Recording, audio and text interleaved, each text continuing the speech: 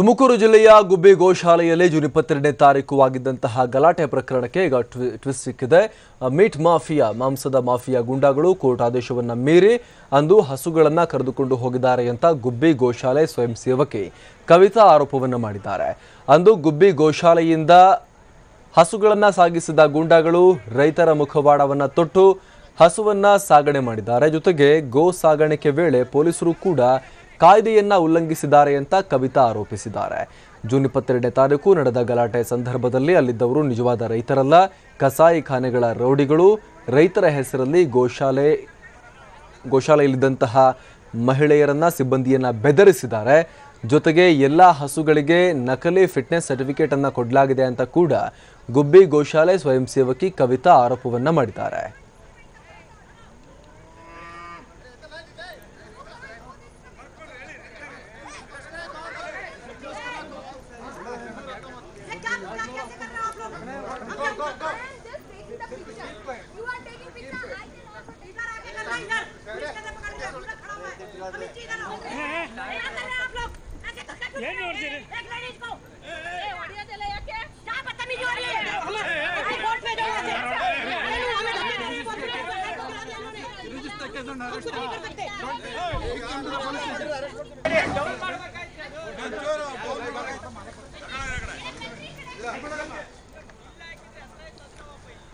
ಮತ್ತಷ್ಟು ಮಾಹಿತಿಯನ್ನ ಕೊಡ್ತಾರೆ ನಮ್ಮ ಪ್ರತಿನಿಧಿ ಪ್ರಸನ್ನ.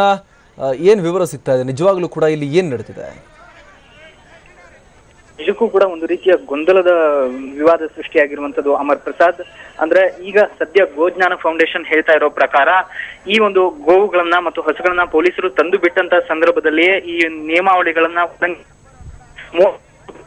ಕೂಡ ಅದರಲ್ಲಿ ಬಹುತೇಕ ಗೋವುಗಳು ಗಬ್ಬಾಗಿದ್ವು. ಅವೆಲ್ಲವನ್ನು ಕೂಡ ಸದ್ಯ ಅಲ್ಲಿ ಚಿಕಿತ್ಸೆಯನ್ನ ನೀಡಲಾಗ್ತಾ ಇದೆ ಗೋ ಶಾಲೆಯಲ್ಲಿ. ಆದ್ರೂ ಕೂಡ ಕೋರ್ಟಿನಲ್ಲಿ ನಕಲಿ ರೈತರ ಹೆಸರಿನಲ್ಲಿ ಈ ರೀತಿಯ ಮೀಟ್ ಮಾಫಿಯಾ ಗುಂಡಗಳೇ ಬಂದು ತಾವೇ ರೈತರು ಅನ್ನುವಂತಹ ನಕಲಿ ಒಂದು ಭಾವನೆಯನ್ನ ಸೃಷ್ಟಿ ಮಾಡಿ ಈ ಹಸುಗಳನ್ನ ಕೊಂಡೊಯ್ಯೋದಕ್ಕೆ ಪ್ರಯತ್ನವನ್ನ ಪಟ್ಟಿದ್ರು. ಇದನ್ನ ತಡೆಯೋದಕ್ಕೆ ನಾವು ಪ್ರಯತ್ನ ಪಟ್ಟಿದ್ದಕ್ಕೆ ನಮ್ಮ ಮೇಲೆ ಪೊಲೀಸರನ್ನ ಬಳಸಿಕೊಂಡು ದೌರ್ಜನ್ಯವನ್ನ ಎಸಗಿದ್ದಾರೆ ಅನ್ನುವಂತಹ ಆರೋಪವನ್ನ ಗೋಜ್ಞಾನ ಫೌಂಡೇಶನ್ ನ ಸ್ವಯಂ ಸೇವಕಿಯರು ಮಾಡ್ತಾ ಇರುವಂತದ್ದು. ಇವ್ರು ಹೇಳ್ತಾ ಇರುವಂತಹ ಪ್ರಕಾರ ಈ ಎಲ್ಲಾ ಗೋವುಗಳನ್ನ ಸಾಗಾಟ ಮಾಡುವಂತಹ ಸಂದರ್ಭದಲ್ಲಿಯೇ ಈ ರೀತಿಯ ನಿಯಮಾವಳಿಗಳನ್ನ ಉಲ್ಲಂಘನೆ ಮಾಡಿ ಮೀಟ್ ಮಾಫಿಯಾದ ಗುಂಡಾಗಳೇ, ಅಂದ್ರೆ ಕಸಾಯಿಖಾನೆಯ ಗುಂಡಾಗಳೇ ಈ ರೀತಿಯ ವರ್ತನೆಯನ್ನ ತೋರ್ತಾ ಇದ್ದಾರೆ.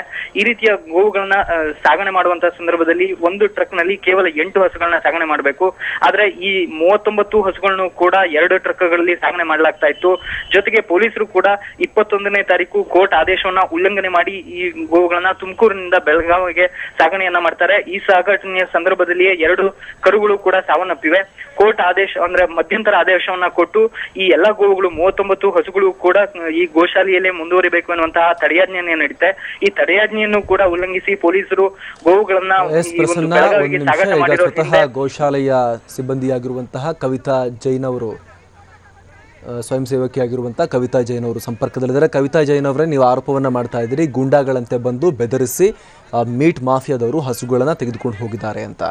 ಅವ್ರು ಹೇಳ್ತಿರುವಂಥದ್ದು ನಾವು ರೈತರು ನಮ್ಮ ಹಸುಗಳನ್ನು ತಗೊಂಡು ಹೋಗಿದ್ದೀವಿ ಅಂತ. ಸೊ ಯಾವ ರೀತಿ ಸ್ಪಷ್ಟೀಕರಣ ಕೊಡೋಕೆ ಬಯಸ್ತೀರಾ? ನಿಜವಾಗ್ಲೂ ಅಲ್ಲಿ ಏನಾಗಿದೆ?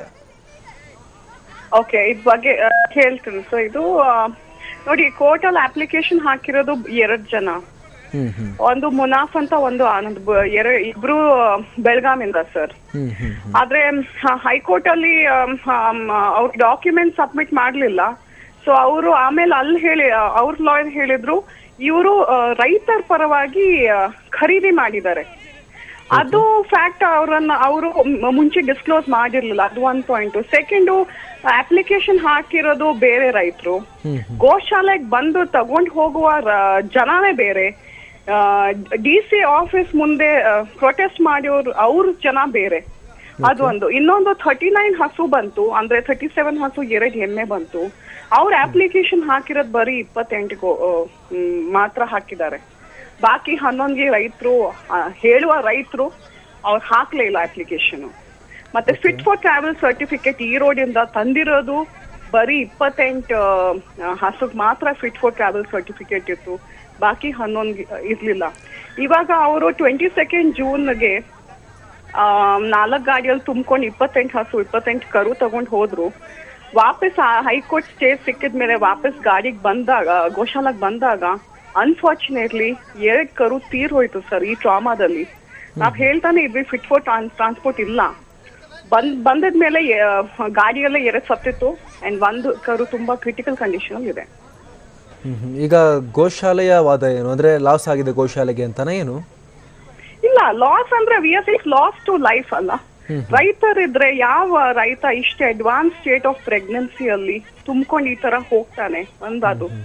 ಸೆಕೆಂಡ್ ಇಸ್ ಅವರು ಕರು ಇವಾಗ ಸತ್ ಹೋಯ್ತು, ಹೈಕೋರ್ಟ್ ಆರ್ಡರ್ ಇತ್ತು, ಆಗ್ಲೂ ಅವ್ರು 22 ಜೂನ್ಗೆ ಹೈಕೋರ್ಟ್ ಸ್ಟೇ ಬಂತು, ಅವತ್ ಹಿಯರಿಂಗ್ ಇತ್ತು.